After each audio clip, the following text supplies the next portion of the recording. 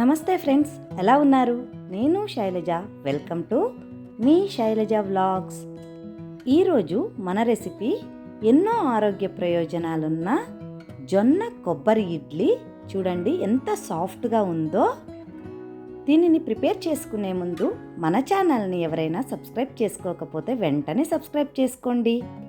మన ఫ్రెండ్స్కి, ఫ్యామిలీ మెంబర్స్కి షేర్ చేయండి. మా ఈ రెసిపీ మీకు నచ్చినట్లయితే ఒక లైక్ చేయడం మర్చిపోకండి. ముందుగా ఈ రెసిపీ కోసము ఒక పచ్చి కొబ్బరి చిప్ప తీసుకోవాలి.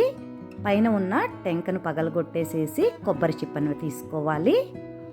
ఈ కొబ్బరి చిప్ప పైన బ్రౌన్ పార్ట్ ఉంటుంది కదా, దానిని పీలర్తో కానీ లేదంటే చాకుతోనైనా పీల్ చేసుకోవాలి. ఇది కరెక్ట్గా అనువుగా పట్టుకుంటే ఈజీగా పీల్ అవుతుంది, లేకపోతే పీల్ చేసుకోవడం కష్టమవుతుంది. ఒక్కొక్క సైడు జారిపోతూ ఉంటుంది.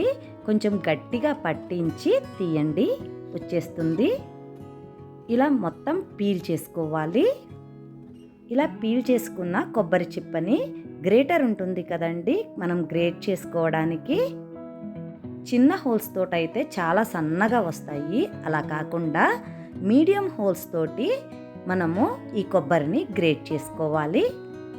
అప్పుడే చూడండి మనకు కొబ్బరి కొంచెం పొడవుగా వస్తుంది. చిన్న హోల్స్తో గ్రేట్ చేసుకుంటే చాలా ఫైన్ పౌడర్ లాగా వస్తుంది. అలా కాకుండా మీడియం హోల్స్తో అయితే ఇలా కొంచెం పొడవుగా వస్తుంది. ఇలా గ్రేట్ చేసుకోండి. ఇలా ఒక అరచిప్ప గ్రేట్ చేసుకుంటే సరిపోతుంది. ఇలా గ్రేట్ చేసుకున్న దానిని ఒక పావు కప్పు కొలత ఉన్న కప్పును తీసుకొని పక్కన ఉంచుకోండి.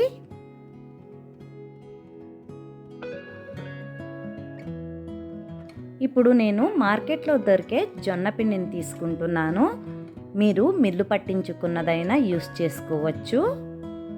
ఈ జొన్న పిండి ఒక కప్పు క్వాంటిటీ తీసుకోవాలి. చూడండి, ఇది కప్పు క్వాంటిటీ. ఇలా తీసుకున్న జొన్న పిండిని ఒక బాణలు తీసుకొని ఎలాంటి ఆయిల్ యాడ్ చేయాల్సిన అవసరం లేదండి. మీడియం ఫ్లేమ్లో ఉంచి దీనిని కొద్దిగా రోస్ట్ చేసుకోవాలి ఒక 2 నిమిషాల పాటు.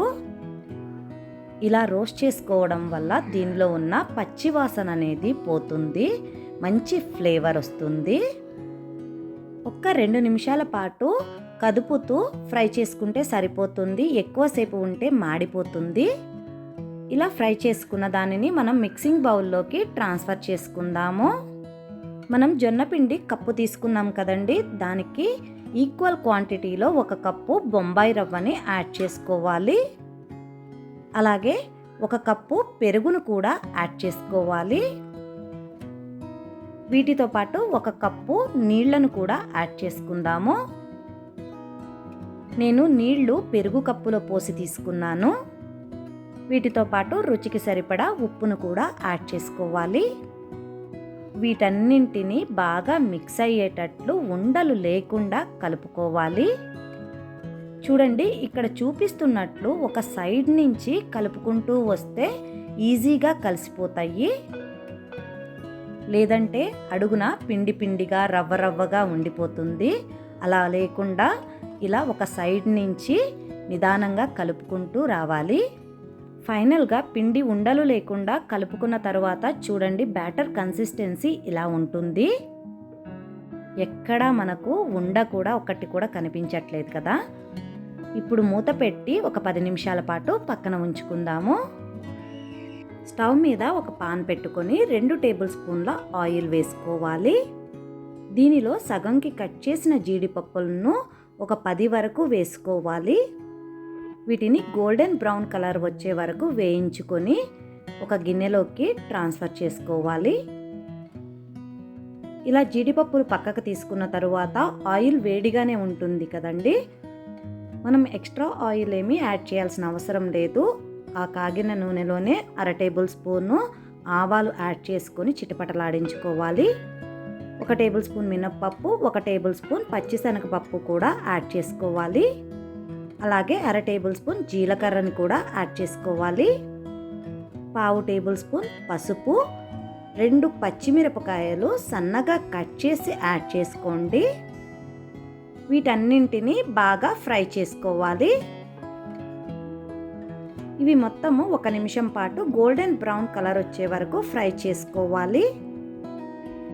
ఇలా ఫ్రై చేసుకున్న వాటిలో ఇప్పుడు కరివేపాకును యాడ్ చేసుకుందాము. కరివేపాకుని యాడ్ చేసుకున్న తర్వాత కరివేపాకు కూడా పోపులో కలిసేటట్లు కలుపుకోవాలి. ఫస్ట్లో మనం తురిమి పెట్టుకున్నాం కదండి 1/2 కప్పు పచ్చి కొబ్బరి, దానిని కూడా యాడ్ చేసుకుని 30 సెకండ్స్ పాటు ఫ్రై చేసుకోవాలి. మరీ ఎక్కువ ఫ్రై చేసుకోకండి, స్టవ్ ఆఫ్ చేసుకోండి. 10 నిమిషాల తర్వాత మన పిండి కన్సిస్టెన్సీ చూద్దాము. చూడండి, కొంచెం థిక్ అయింది కదా. బొంబాయి రవ్వ పిండి వాటర్ని పీల్చుకొని కొద్దిగా థిక్ అయింది. ఇప్పుడే నీళ్లు పోసి కలుపుకోకండి. దీనిలోకి సన్నగా తరిగిన కొత్తిమీర తరుగుని యాడ్ చేసుకోవాలి. తరువాత మనం ఫ్రై చేసి చల్లార్చుకున్నాం కదండి కొబ్బరి పోపు, దానిని కూడా యాడ్ చేసుకోవాలి. ఈ కొబ్బరి పోపుని అలాగే కొత్తిమీరని పిండిలో బాగా మిక్స్ అయ్యేటట్లు మిక్స్ చేసుకోవాలి.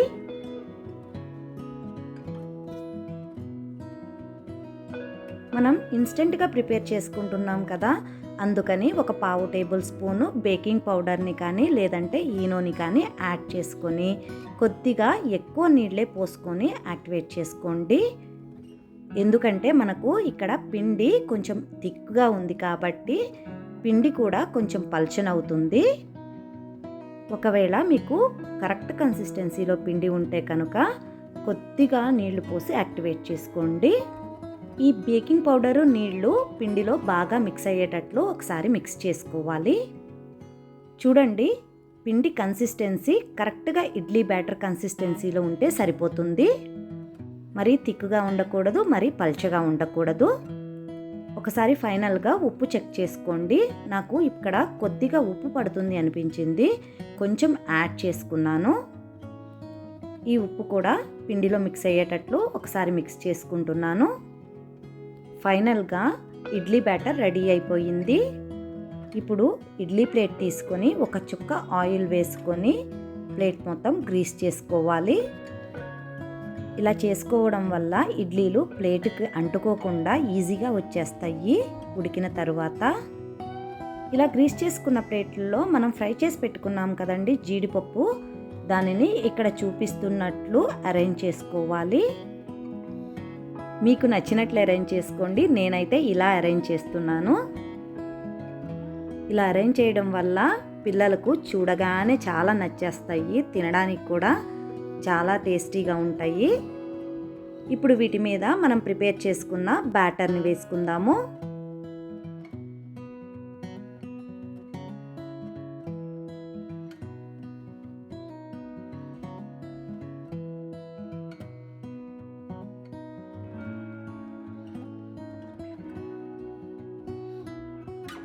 ఇప్పుడు ఈ ఇడ్లీ ప్లేట్ని ఇడ్లీ స్టాండ్కి పెట్టుకోవాలి. మనకు జీడిపప్పులు మిగిలి ఉంటే కనుక దీనిపైన కూడా డెకరేట్ చేసుకోండి. మిగిలకపోతే పర్వాలేదు. స్టవ్ మీడియం ఫ్లేమ్లో పెట్టి ఇడ్లీ పాత్రలో కొద్దిగా వాటర్ పోసి వేడి చేసుకోవాలి. ఈ ఇడ్లీ పాత్రలో ఇడ్లీ స్టాండ్ పెట్టి మూత పెట్టి 10 నిమిషాల పాటు కుక్ చేసుకోవాలి. 10 నిమిషాల తర్వాత స్టవ్ ఆఫ్ చేసుకొని ఇడ్లీ ప్లేట్ని బయటకు తీస్తే చూడండి ఎంత బ్యూటిఫుల్గా ఉన్నాయో ఇడ్లీలు. అంతే సాఫ్ట్గా, అంతే టేస్టీగా ఉంటాయి. వీటిని సర్వింగ్ ప్లేట్లోకి తీసుకొని పల్లీల చట్నీతో కానీ, అల్లం చట్నీతో కానీ, లేదా కొబ్బరి చట్నీతో కానీ ఏ చట్నీ అయినా చాలా బాగుంటాయి. పిల్లలైనా పెద్దవాళ్ళైనా డైట్ చేసేవాళ్ళైనా కూడా చాలా ఇష్టంగా తింటారు. మీరు కూడా తప్పకుండా ట్రై చేయండి. మీకు ఎలా వచ్చిందో మాకు కమెంట్ సెక్షన్లో తెలియజేయండి. Please like, share and subscribe to our channel. Thanks for watching.